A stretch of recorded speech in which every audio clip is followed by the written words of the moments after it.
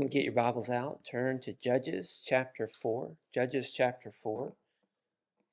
We've been studying through different Bible characters, and we're going to continue to look at a couple of Bible characters tonight, looking at the judge named Deborah and a commander of an army, I guess, named Barak, and also a woman named Jael, who is an odd character. And we're going to be learning about God working a wonderful deliverance for the people of God. Now, we've been studying the Judges a little bit. Last time we studied the Judges 2 weeks ago, or was it last week? My mind's not working right.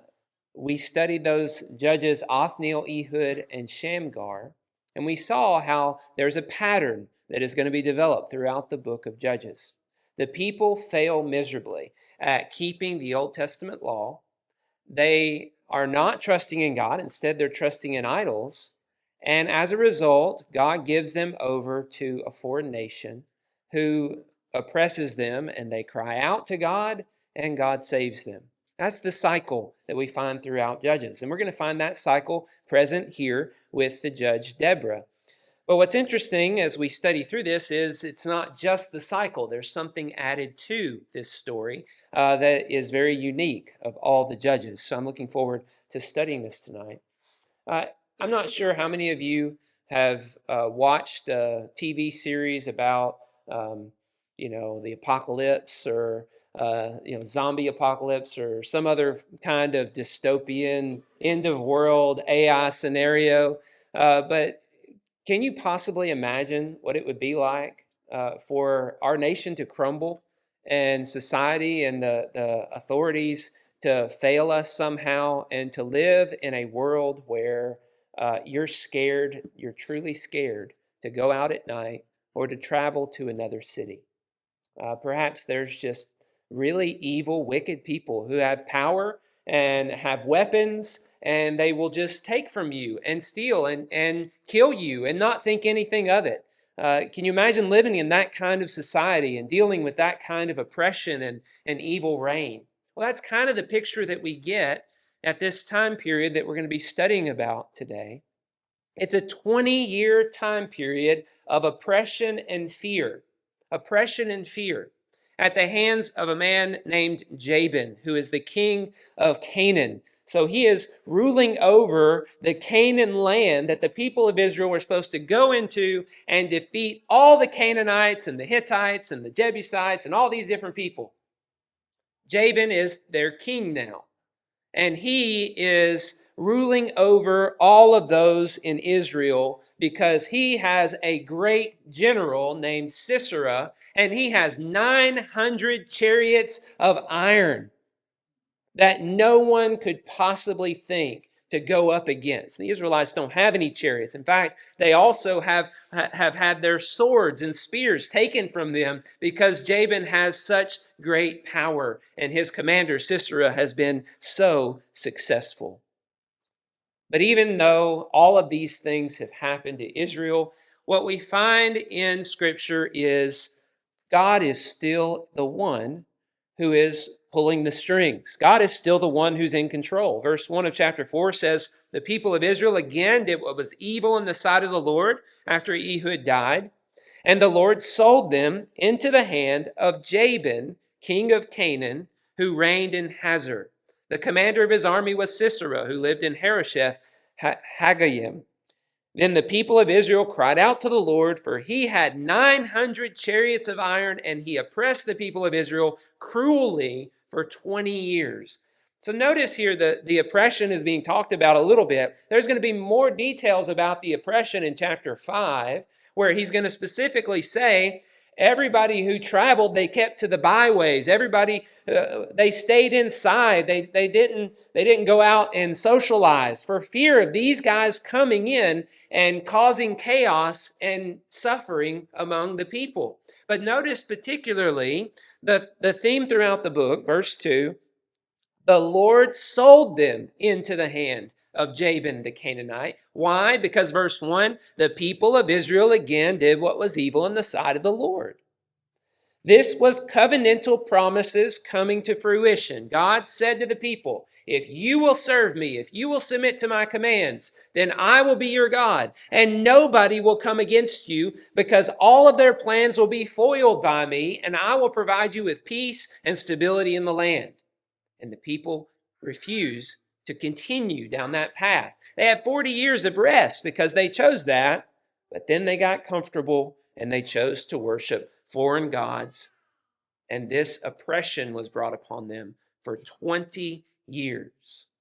And what's amazing is, as we read through the book of Judges, the people of God cry out. And God doesn't say, oh man, they're crying to me again. I just don't even want to listen to them anymore. I don't even care about what they think. They can just suffer like this and get over it. But God doesn't say that. He looks upon his people with mercy, and he responds to the people. And this is where we read about Deborah in verse 4. It says, now Deborah, a prophetess, the wife of Lapidoth, was judging Israel at that time. And she used to sit under the palm of Deborah between Ramah and Bethel in the hill country of Ephraim. And the people of Israel came up to her for judgment. So notice here, Deborah is the judge. That's fascinating. It makes this a very odd situation because Deborah is a woman. Deborah is the wife of Lapidoth. So she is a woman. She is also called a prophetess, which we've heard of a prophetess before. Moses' daughter, Miriam, was a prophetess. So we're not unfamiliar with there being prophetesses who would speak on God's behalf. But in this case, this woman is also called a judge. The judges have been the deliverers. The judges have been the ones who turn the people's hearts back to God and try to convince the people to go back to worshiping God alone. Leave those idols behind. And they go out and they fight the battles. Othniel, Ehud, Shamgar. They went out, they defeated the enemy. But Deborah is a judge. And what do we read about her doing? Well, she's also a prophetess. Didn't hear about that with Othniel, Ehud, or Shamgar. But she is sitting under the palm tree, and she is giving judgments to the people of Israel. People are coming up to her asking for judgments. Now, why is it that God chose Deborah to judge? That's a question. That's an honest question that we should have as we're studying this.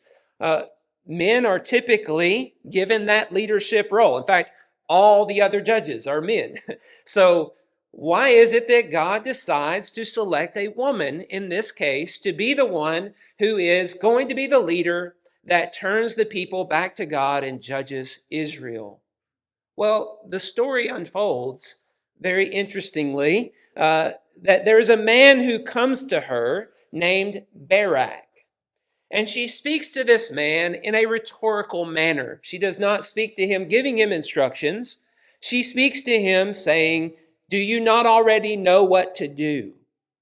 She says, has not the Lord, the God of Israel, commanded you? Go, gather your men at Mount Tabor and fight. And so her question to the man is showing that he already knows what to do. What are you doing here? And so even though Deborah is the judge of Israel, notice Barak is the man who has been called upon by God to go out and to fight the battle against Jabin's army, against Sisera, and deliver the people. So it's not just Deborah, and she's not the one who's leading this mighty army, but it's supposed to be Barak who's leading the mighty army. And Barak's response is very telling. He speaks back to her and he says, if you will go with me, I will go. But if you will not go with me, I will not go. Barak, what are you doing? I mean, in response, it should be, let's do it then. I mean, Deborah's behind us. Everybody's saying, God has told me this is what I'm supposed to do. God's own prophetess has said this is going to happen. Let's go. I'm going to go fight and I'm going to go defeat them now for sure. Now I know for sure this is from God. But instead, he desires Deborah to go with him, as though he's not going to know what to do or the right time to attack or how this is all going to work out. So he's nervous and he's scared. And so we get the picture here just a little bit that the people are terrified of Jabin's 900 chariots of iron. Chariots of iron would have been a huge weapon of war at that time that would have been difficult for anybody to imagine defeating, especially with their swords and spears taken away from them. Well, Barak has 10,000 men of Naphtali and Zebulun who are going to join him. We find out in chapter 5 that other parts and other tribes would join as well, and they would all gather together at Mount Tabor, and they would experience a wonderful victory. And as we read both chapter 4 and chapter 5, the details of this victory all come together to a really amazing and unexpected scene. You could possibly imagine the men all gathering on Mount Tabor, and you're on this mountain, and there's a valley below, and there's a river, Kadesh, right there nearby. And as they are there, they're getting ready to maybe ambush this army and these 900 chariots that are coming in with Sisera at the head. And as they're beginning to make their run down the mountain to ambush, all of a sudden, a deluge of water comes down from the sky and a huge thunderstorm rolls in. The river overflows and the floodwaters come in, and either they sweep the chariots away or they stop the chariots to where they're unusable. And then Barak and his army go in and defeat and chase down all of these Canaanites with whatever swords they've got. But in the midst of that battle that God has clearly given to them, right? I mean, you have chariots once again being defeated by water and God giving them that great victory. Sisera escapes. God brings this huge, massive flood. All those following Barak come in and crush their enemies. But Sisera, the captain or the general of Jabin's army, he gets away. It seems like he goes east and everybody else goes west. And so Barak and all his armies go chasing this way, and Sisera somehow escapes. And he goes to a sympathizer of the Canaanite army, a Kenite named Heber, who it's his tent, but he's not home. His wife Jael is home. And Sisera goes walking into the tent thinking everything's good. He got away. He escaped. All his army's going to be dead, but he made it. And he goes and he speaks to Jael and he says, Jael, could you have something to drink? I'll need some water. I'm thirsting to death, as I used to say when I was a kid. And she says, oh, come in. I've got milk. Oh, thank you, Jael. That's so kind of you. Yeah, you come in, drink your milk, and you just take your rest, and I'll take care of things. He says, if anybody comes, don't tell them I'm here. Okay, don't worry about it. And Jael and Sisera goes in. He's exhausted. He crashes. He falls asleep. And then Jael comes in with a tent peg and hammer, and she sticks that tent peg through his head. Wow. Then she goes out and stands outside the tent, and she waits for Barak to come. And he does, and she says, come in and see who I've got for you. And there is Sisera dead with a tent peg in his head. That's a really odd story. And Jael coming in and striking him while he's asleep is not honorable. Another assassination. Remember Ehud, he hid the sword in his thigh and he plunged it in and then he ran away while everybody thought he was going to the bathroom. Well, here we have a woman who is not even an Israelite who ends up killing the general of Jabin's army. And what's told to Barak, because he said to Deborah, if you won't go with me, I won't go. What's told to Barak is, because you have done this, you will not have glory in this. But instead, the glory will be given to a woman. That's fascinating. You might think, oh, well, Deborah would be the obvious choice. It's going to be given to Deborah. Deborah's going to go out and fight. No. Deborah tells him to go fight. But it turns out Jael is the one who kills the general of Jabin's army. Well, after this happens, something odd is in this text. Chapter 5, I've been referring to it, but chapter 5 is a song. We don't get songs in the book of Judges. Okay, we get songs earlier. We get songs of Moses and Miriam and others do songs later, and there's lots of songs throughout the Bible, but Judges, it just seems so weird to have a song here. Because throughout the story, everything is really odd. You have a woman who is leading, you have a foreign woman who is delivering the death blow, and then at the end, you have a song of deliverance that is being sung, and it's a very instructive song of victory. It's not just stating how God did all these things, but it's also providing some instruction. And what's really odd about this is the book of Judges is repeatedly telling us Israel failed. Israel failed. Israel failed. They didn't learn what God wanted them to learn. They didn't study the commands and follow the commands. They eventually had no idea what God wanted them to do, and they all did what was right in their own sight, and they failed. And God saved them, and God saved them, and God saved them. And so a song almost seems out of place in the midst of all of this. But what we have here is a deliverance that stands out, because it seems as though this is resembling what happened in Egypt. And it seems as though there is something really odd about the deliverance, that all Israel doesn't gather together for this.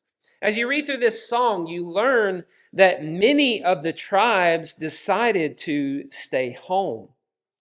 They did not go out in battle against the Canaanites. And so as we read this story, it becomes obvious that there's something wrong with Israel that God really wants fixed. And the problem is that men are not stepping up in the leadership role. They are hemming and hawing, so to speak. They are riding the fence. They're deliberating. They're debating. And then they're busying themselves with things that don't matter, while their own countrymen are going out to fight without them. And as we read through this story, we're made aware that something is broken in society at this time. And God is trying to fix it, to bring shame upon the men who do not believe that they are going to be able to conquer and defeat their enemies. And they are not willing to rise up in battle with God on their side, but they're cowering behind a woman. Nothing against you ladies. You're great. But that's not the way that it's supposed to be. God wants men to step up without fear and with full faith. Barak is exalted in the song. He does lead the people, and there are men who go out and fight, but there are many who are terrified in the land of Israel over this foreign king. And they don't need to be terrified. This oppression and this crushing enslavement that they're going through resembled Egypt, and the defeat also resembles Egypt. And it should be also an instructive reminder that God has the power to defeat all of his enemies. So as we read this story, we need to be encouraged to volunteer ourselves. That's the word that I find ringing throughout the song. Look with me at a few of the verses. Chapter 5, verse 1 says, Then sang Deborah and Barak, the son of Abinoam, on that day, that the leaders took the lead in Israel, that the people offered themselves willingly. Bless the Lord. Hear, O kings. Give ear, O princes, to the Lord I will sing. I'll make melody to the Lord, the God of Israel. Lord, when you went out from Seir, when you marched from the region of Edom, the earth trembled and the heavens dropped. Yes, the clouds dropped water. The mountains quaked before the Lord, even Sinai before the Lord, the God of Israel. In the days of Shamgar, son of Anath, in the days of Jael, the highways were abandoned. The travelers kept to the byways. The villagers ceased in Israel. They ceased to be until I arose. I, Deborah, arose as a mother in Israel. When new gods were chosen, then war was in the gates. Was shield or spear to be seen among 40,000 in Israel? My heart goes out to the commanders of Israel, who offered themselves willingly among the people. Bless the Lord. Tell of it, you who ride on white donkeys, you who sit on rich carpets, and you who walk by the way, to the sound of musicians at the watering places. There they repeat the righteous triumphs of the Lord, the righteous triumphs of his villagers in Israel. Then down to the gates marched the people of the Lord. Awake, awake, Deborah, awake, awake. Break out in song. Arise, Barak. Lead away your captives, O son of Abinoam. Then down marched the remnant of the noble. The people of the Lord marched. Down for me against the mighty. From Ephraim, their root, they marched down into the valley, following you, Benjamin, with your kinsmen. From Maker marched down the commanders. From Zebulun, those who bear the lieutenant's staff. The princes of Issachar came with Deborah, and Issachar faithful to Barak. Into the valley they rushed at his heels. Among the clans of Reuben, there were great searchings of heart. Why did you sit still among the sheepfolds to hear the whistling for the flocks? Among the clans of Reuben, there were great searchings of heart. Gilead stayed beyond the Jordan, and Dan, why did he stay with the ships? Asher sat still at the coast of the sea, staying by his landings. Zebulun is a people who risk their lives to the death. Naphtali, too, on the heights of the field. The kings came. They fought. They fought the kings of Canaan and Tanakh by the waters of Megiddo. They got no spoils of silver. As you continue this, you notice the obvious criticism that Deborah and Barak are giving to some of the tribes because they did not come. And there's this overall feeling of fear and trepidation and not really concern, maybe apathy's going on among the people, unwillingness to step out and to help those who are in Israel. And so this song is calling for them to be united with Israel, to stand together and to have faith in God and not let their fears keep them in the sheepfold and on their boats and doing the things that, whatever it is that they're doing, but instead to step out in faith and do what they're called to do. So as we read this story, I think it's important for us to think about the fears that we face in our lives. What are you afraid of? You know, fear commonly paralyzes God's people, prevents us from saying the hard things that need to be said, from waging the spiritual battle that needs to be waged. Sometimes it's easier for us to just wait and see what will happen instead of stepping out in faith, kind of like what we talked about this morning with Nehemiah, his willingness to say or to let his face be sad and to say what was really in his heart to the king. It's easier for us to put on the smile, to put on the fakeness, and to act like everything's okay and wait and see what's going to happen. Fear keeps us from showing our faith. And faith without works is dead. Waiting, deliberating, debating, and not acting is not what God has called us to. He's called us to move. If we're hesitating, we're weighing our options, and we're trying to just stay safe and not take any risks, we need to stand up and we need to strengthen ourselves. Pick ourselves up and get ready to fight and believe that God is on our side. God's on our side. We don't have to be afraid, whatever it is that you're afraid of. Whoever it is you're afraid to tell the truth to, or whatever it is, sins that you've committed, you're afraid to confess to and deal with the situation. Faith steps out of the comfort zone and admits the truth and trusts that God is going to take care of us. These men and women are stepping out in faith in this story. I mean, you have Deborah who is willing to go to the battle. She knows God's with us. Everything's going to be just fine. God's going to take care of us. They've got 10,000 men against 900 chariots, and that 900 chariots probably could take out 10,000 men, no problem. But God has the power. He has the control. He completely nullifies the chariots and sends all the enemies running away. And he can do that for all of us. He can defeat our enemies. He can overpower whatever it is that we're afraid of. There's a song that we don't sing, but we sang at the Symphonia, called Rise Up, O Men of God.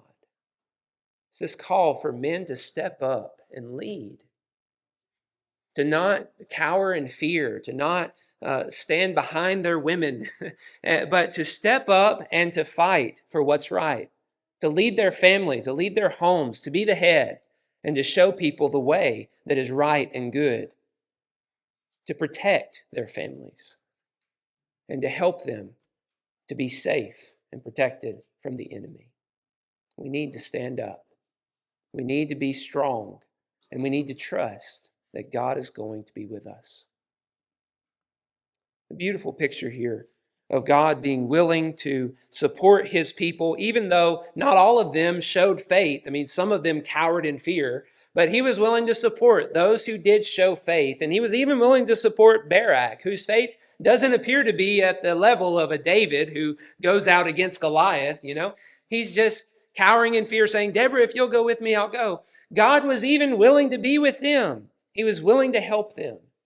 But what a contrast he is to Jesus, who no one stood beside, who he was all alone, and he went out and he fought the greatest battle against our greatest enemy.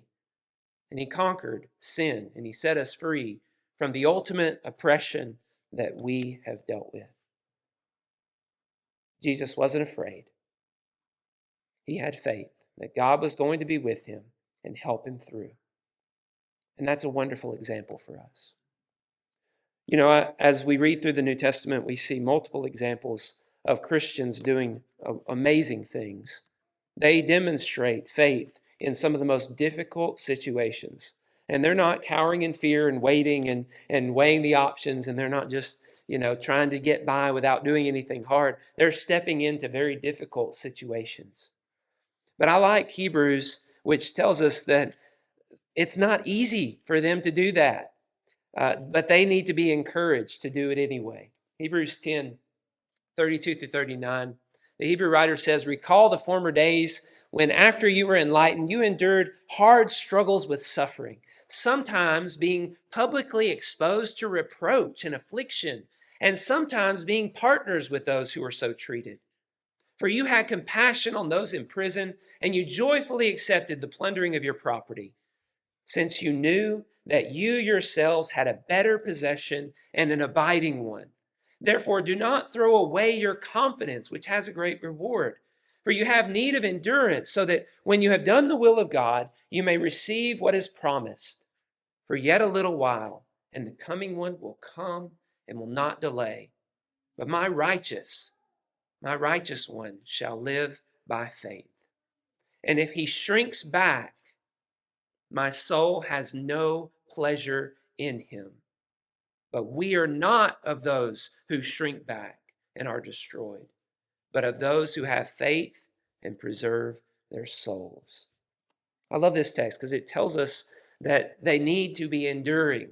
There was a time whenever they would have gladly experienced the loss of all their property because they believed they had an eternal property that could never be taken away from them. So they were gladly willing to suffer reproach and persecutions of different kinds because they knew that God would provide for them and take care of them. So they were stepping out in faith. And now he's telling them, you need to keep going in that confidence. That belief that was in you at the beginning needs to be in you again. And you need to again step out in faith with confidence and not shrink back. It says, my righteous one will live by faith. And if he shrinks back, my soul has no pleasure in him. God calls for us all to step up in faith and to remember that God is with us and fighting for us. I love the picture of Deborah. She is a wonderful leader. She steps up in the absence of male leadership, and she is a prophetess and a judge who fulfills that role beautifully. It says she's the wife of Lapidoth, so shows that she has that headship in her own home, but yet she is able to be a leader among God's people and to help them to see the right ways. and to shine a light of leadership for everybody, all these men to learn from what faith really looks like. Maybe we've got Deborahs here who step up and they demonstrate their faith and their trust in God. But we need men who are willing to step up and demonstrate faith and trust in God, who are willing to do hard things and suffer reproach in order for God's name to be glorified, in order to recognize that they trust not in the things of this world, but they trust in the heavenly promises that await them. Let us all make that our focus and our goal as we continue this life. If you're here tonight and you've not yet put on Christ, you've not yet received the leadership and the sacrifice that He's offered you, we want to encourage you to do that. We want to help you in any way that we can. If you do know Christ and you're struggling in some way, we want to help you with that in any way that we can. Please let us know what you need. Please come as we stand and as we sing.